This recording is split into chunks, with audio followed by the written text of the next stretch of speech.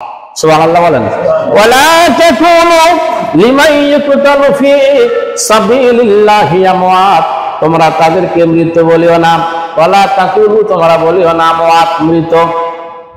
ফি সাবিলিল্লাহি আমওয়াত, যারা আল্লাহর জমিনে আল্লাহর দ্বীন কায়েম করতে যায় মৃত্যুবরণ করে, যারা শহীদ হয়ে গেছে এই জমিনে কোরআন প্রতিষ্ঠিত করার জন্য, তোমরা তাদেরকে মৃত বলিও না। এরা মরে নাই। এরা কি? এরা মরে নাই, আল্লাহর কাছে এরা দামি, এরা শহীদ হয়ে গেছে।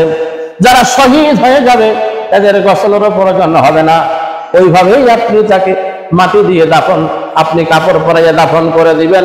আল্লাহ রাব্বুল আলামিনের ফেরেশতা যখন কবরে চলে আসবে, দেখবে যে রক্ত মাখা শরীর, এই শরীরের কোনো জবাব দিতে হবে না।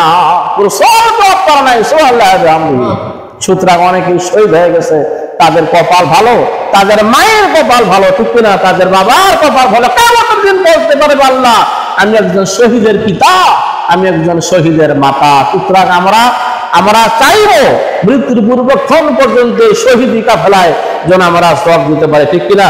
এই শহীদি কাফেলায় আমরা জবাব দিব, আল্লাহ তুমি আমাদেরকে যত অত্যাচার, নিপীড়ন, জ্বালাতন, নির্যাতন দিবে তাদের পক্ষ থেকে সবকিছু সহ্য করতে পারি, ইসলাম থেকে আমরা দূরে সরতে পারবো না।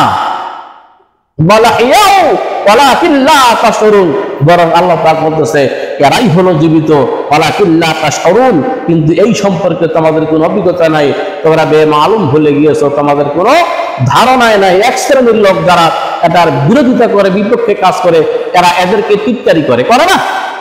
জামাত ফির কোনোদিন আসবে, কোরআন ফির পার্লামেন্টে হবে, এটা কেমন কথা? এটা কি সম্ভব কোনোদিন হবে? এই যে টিটকারি ফাজলামি যারা করে কি করে না, এই টিটকারি সময় আর এখন নাই। সুতরাং আমরা সামনে এগিয়ে যাব, আর কোনো ভয় আমাদের করা চলবে না।